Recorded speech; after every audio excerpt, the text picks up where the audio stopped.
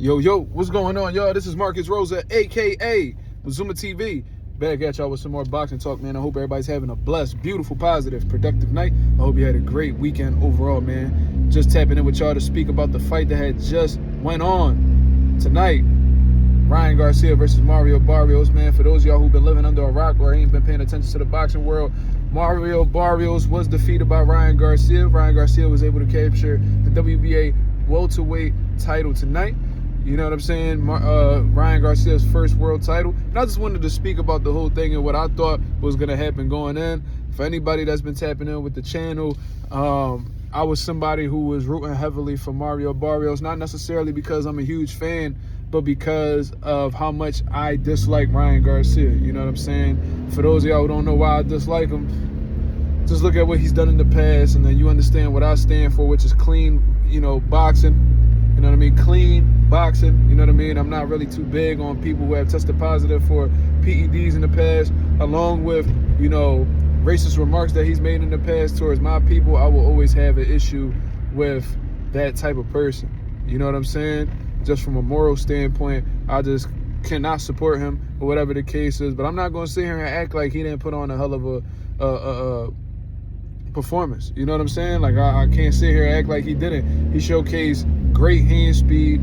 Well, what it really was tonight was the hand speed and the precision of Ryan Garcia.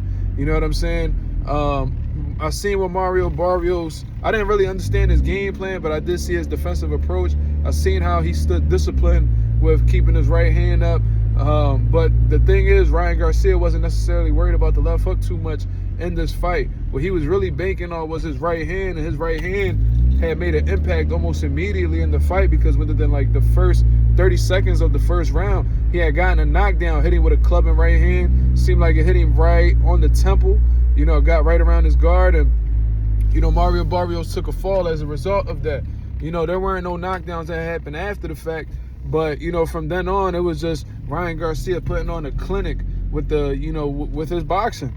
You know what I'm saying? He literally did whatever he wanted to do in the ring, whether it was be the aggressor, because a lot of the times he'll start the round being the aggressor, and then he'll fall back, he'll box a little bit, keep that jab in Mario Barrios' face. Barrios had no defensive adjustments whatsoever, no timing defensively either.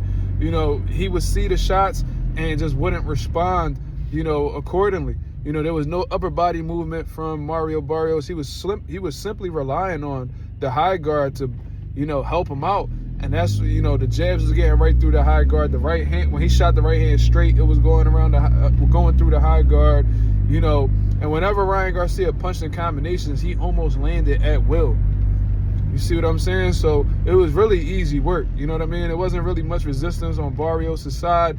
I seen what Barrios had to say after the fight. He said that, Ryan Garcia had a better game plan. And I'm not gonna lie, like, I disagree. I don't really feel like what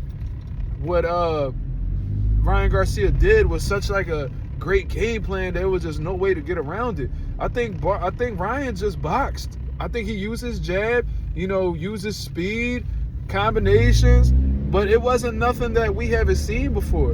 And I'm sure this is something that Barrios has seen in the past. Like, you've been outboxed before. Like, we seen your fight with Keith Thurman. You know what I'm saying? So, not saying that these guys are exactly the same, but you've seen this approach before. You've seen this playbook. And the fact that you weren't able to make the adjustments necessary to make things more complicated or more competitive against Ryan Garcia, it just made me feel like you're just not on this level. And listen, I knew not to put any stock into Mario Barrios after that Manny Pacquiao performance. Way too respectful, not receptive to the coach's advice whatsoever. And I see Bob Santos was still supporting him, even though, he kicked Bob Santos to the curb. But, he did very much the same. Like, the Joe Goosen, adjustment in training literally did nothing, because this was the same Ryan Garcia that we've been seeing since he's come up to 147 pounds. This was the same Mario Barrios that faced Abel Ramos. This is the same Mario Barrios that faced Manny Pacquiao. There was literally no difference tonight whatsoever. Never didn't even see him try to use upper body movement, get some head movement going to make Ryan Garcia miss and make him pay. I didn't see him, use his, try to be first with his jab. And I really think it was because he was just very concerned about Ryan Garcia's speed and his timing. I think he felt his power early on in the fight, and he just played it very cautious.